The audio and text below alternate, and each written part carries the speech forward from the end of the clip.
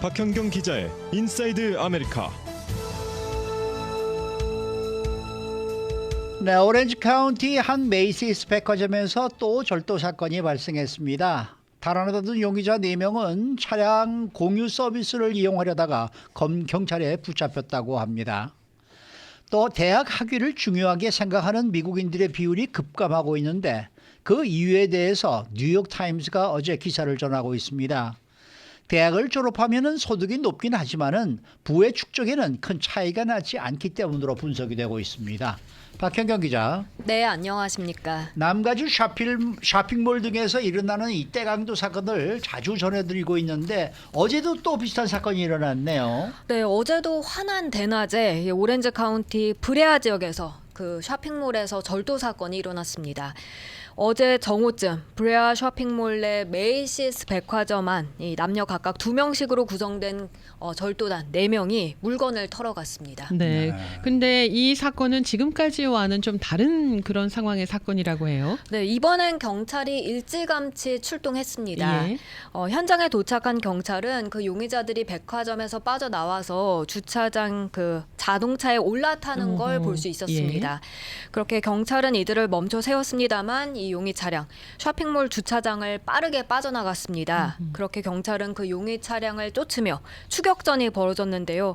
그런데 그 용의 차량이 너무 빠르게 과속으로 위험천만한 그런 질주를 하면서 경찰이 쫓아가는 데는 어려움이 있었다고 합니다. 짧은 추격전 끝에 이 용의자들은 로렐 초등학교 인근에서 멈춰섰는데요. 이로 인해 이 초등학교는 한때 폐쇄되기도 했고요. 차에서 내린 용의자들은 숨으려 근처에 있던 치과 건물로 급하게 뛰어들어갔습니다. 그럼 치과 건물 안에도 사람이 있었을 거 아닙니까? 네. 어떤 일이 벌어졌어요? 이게 황당한 게 용의자들 가운데 한 여성 용의자가 심장마비가 온 것처럼 행동하기 시작했습니다. 마치 응급 의료 상황이 필요한 것처럼 행동한 겁니다. 그렇게 치과에 있었던 브룩스 라슨 박사는 당시 점심을 먹던 중이었는데 이들이 정문으로 들어왔다면서 그중 한 여성이 심장마비 증세를 보이는 듯 행동했다고 당시 상황을 전했고요. 당연히 놀란 이 박사와 다른 사람들은 그 여성을 돌봐주려 했습니다. 이 박사는 응급 프로토콜에 맞춰서 행동했다고 전했습니다. 자신들이 강도라는 걸 눈치채지 못하게 하기 위해서 네. 그런 행동을 한 듯 싶은데 그 이후에 상황이 어떻게 전개가 됐어요? 네, 이 여성이 심장마비가 온 것처럼 꾸민 사이 예. 다른 용의자는 차량 공유 서비스 차를 불렀습니다. 네. 차량 공유 서비스 차가 올 때까지 시간이 걸리니까 이제 그 시간을 벌기 위해서 그런 행동을 한 것으로 드러났는데요. 네. 그리고 차량 공유 서비스 운전자가 도착하자 갑자기 그 심장마비 증상이 온 것처럼 행동한 여성 괜찮아졌다고 했습니다. 네. 훨씬 더 나아졌다며 일어나서 이들은 문 밖으로 뛰어나갔습니다. 예. 그리고 그 앞에 있던 차량 공유 서비스 차에 올라타려 했는데요. 이들은 사실 자기들이 경찰을 따돌렸다고 생각을 했지만 그렇지 않았습니다. 실제로는 경찰이 그 앞에 와 있었고요. 그 앞에 있다가 이 용의자들을 덮쳐 체포하는 데 성공했습니다. 그 용의자 4명을 모두 다 체포한 거예요? 그렇습니다. 이 용의자 3명은 그 치과 건물 밖에서 체포가 됐고 나머지 1명은 쇼핑몰에서 체포된 것으로 알려지고 있습니다. 용의자 4명에게는 여러 건의 혐의들이 적용됐는데요. 이 대체로 절도와 공모, 무기 소지, 약물 소지 등 혐의가 적용됐습니다. 처음에는 이 차량 공유 서비스 운전자가 경찰에 붙잡혀 조사를 받았는데 조사를 받고 나서는 당연히 풀려났습니다. 네, 공범인 줄 알았나 보네요. 이 네네. 4명은 내가 보기에는 예전부터 이렇게 범행을 저질러 온 프로들이 아니고 약간 모방 범죄를 하려다가 이렇게 된 것 같은 느낌이 드네요. 뭔가 좀 어설프다라는 생각이 드네요. 네. 네. 그런데 이번 사건에서 눈여겨볼 만한 내용이 또 있다면서요? 어떤 내용입니까? 그 메이시스 백화점에서 사건이 벌어지기 전에 예. 그 오전에 이제 예. 브레아 경찰은 인근의 웰스파고 은행 근처에서 무장강도 사건이 발생했다는 신고 하나를 받았습니다. 출동한 경찰들 그런데 현장에서 피해자를 전혀 찾아볼 수 없었습니다. 네. 그래서 당국은 이 전화가 일부러 경찰들이 그 쇼핑몰에서 멀리 떨어져 있게 하려고 거짓 신고를 한 것으로 보고 있습니다. 머리 많이 썼네. 네, 그러니까 그러니까 메이시스 백화점을 턴 그 용의자들이 미리 경찰에 거짓 신고부터 하고 그 다음에 자신들이 이제 도주할 시간을 충분히 마련해 두려 했던 것으로 보입니다. 경찰이 한두 명이 아닌데요. 그러니까요. 무슨 아주 조그만 동네 조그만 경찰서가 아닌데 참 여러 가지 아이디어를 내긴 했습니다만은 결론적으로 붙잡혔네요. 네. 네. 네, 다행입니다. 자, 다음 소식입니다. 최근 들어서 대학에 꼭 지나갈 필요를 못 느끼는 미국인들이 많아지고 있다. 이 뉴욕타임즈가 어제 그 이유에 대한 분석 기사를 자세히 실었네요. 네, 뉴욕타임스는 미국인들은 대학 가치에 대한 신뢰를 잃어가고 있다. 누구의 잘못인가? 이런 제목으로 대부분 사람들에게 고등교육에 대한 새로운 경제학은 대학에 가는 걸 risky bet, 위험한 도박으로 만든다고 전했습니다. 그래요? 네. 신문은 우선 지난 7월 갤럽 조사 내용을 소개했는데요. 이 조사 결과는 사실 그때 당시 저희도 전해드린 기억이 나는데 대학 학위가 매우 중요하다는 젊은 층 10년 전엔 74%였습니다. 그런데 지금은 41%, 무려 30%포인트 이상 급감했습니다. 그리고 지금은 약 3분의 1만이 고등교육에 큰 확신이 있다고 했고요. 더군다나 젊은 세대, 이 G세대의 경우엔 45%, 이 절반가량은 오늘날 재정적 안정을 보장하는 데 있어서 필요한 전부는 고등학교 졸업장뿐이다라고 했습니다.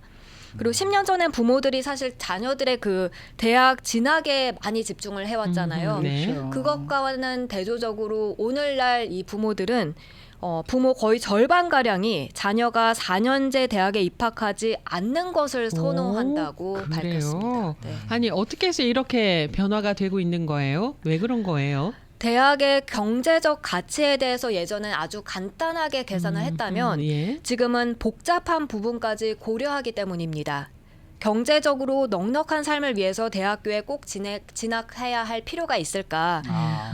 예전에는 이게 대학에 가는 게 풍요로운 삶을 위한 그 지름길, 어떻게 보면 믿음직한 활주로였다고 합니다. 네. 2009년만 하더라도 고등학교 졸업자 10명 가운데 7명이 대학에 갔고 대학에 가지 않은 사람들과 나중에 돈벌이가 소득 격차가 상당히 컸습니다.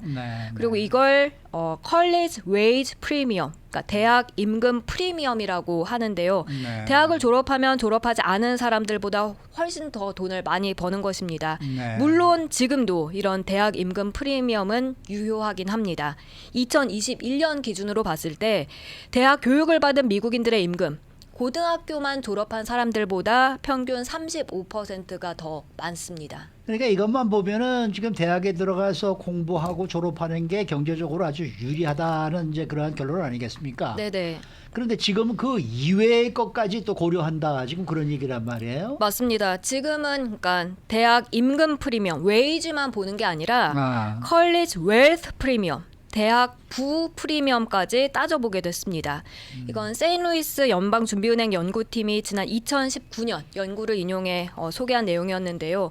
인종과 세대를 가리지 않고 대졸자 소득이 높긴 하지만 1980년 이후에 태어난 사람들의 경우 또래 고등학교 졸업자에 비해서 그렇게까지 크게 부유하진 않다고 이 연구팀은 짚었습니다. 그러니까 1980년을 기준으로 봤을 때 그 이전에 태어난 사람들은 대학교 이상 고등교육을 받았다면 그 자산이 고등학교만 졸업한 사람들의 2~3배에 달했다고 합니다.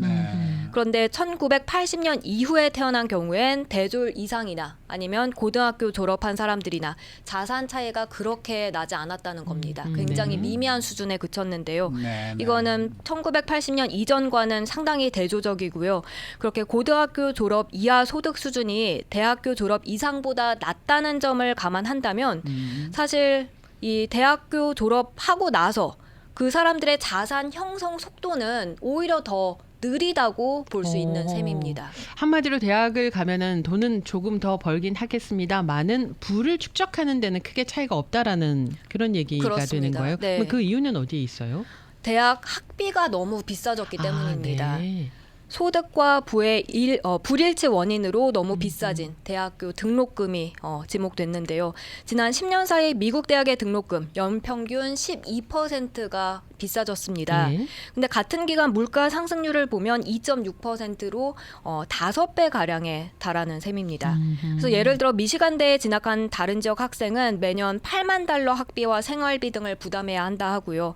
특히 학자금 대출도 학생을 빚쟁이로 만드는 결과를 낳고 있죠. 그래서 2007년에 총 5천억 달러였던 학자금 대출 규모는 현재 1조 6천억 달러로 크게 불어났습니다. 그렇게 지금은 사실 더 많은 학생들에게 혜택을 주는 것처럼 어떻게 보면 비춰지긴 하지만 원금보다 더 많은 빚을 지게 된 대졸자가 거의 절반에 달한다는 점에서 지금 실제 이렇게 부를 축적하는 부분에 있어서는 이전과 많이 달라졌습니다. 이에 따라 경제학자인 더글라스 웨버는요, 대학 진학이 카지노 도박과 비슷해졌다고 비유했습니다. 만약 대학 등록금이 그냥 0원이라면 공짜로 대학을 다닐 수 있다면 대학 임금 프리미엄의 수혜자가 될 확률은 96%, 거의 100%에 달하지만 등록금이 5만 달러만 되더라도 그 확률은 절반으로 떨어진다고 설명했습니다. 그래서 뉴욕타임스는 결국 대학이라는 이 카지노, 부모가 누구인지에 따라서 그 결과는 달라지게 된다고 짚었습니다. 등록금을 댈 부모가 없다면 대학 진학에 따른 경제적 이득이 그렇게 크지 않다는 해석으로 비춰집니다. 그러니까 결론적으로 부자 부모를 만나야 된다는 얘기니까 그러네요. 금수저가 돼야 된다는 얘기네요. 그렇습니다. 이제 대학을 가는 것도. 네.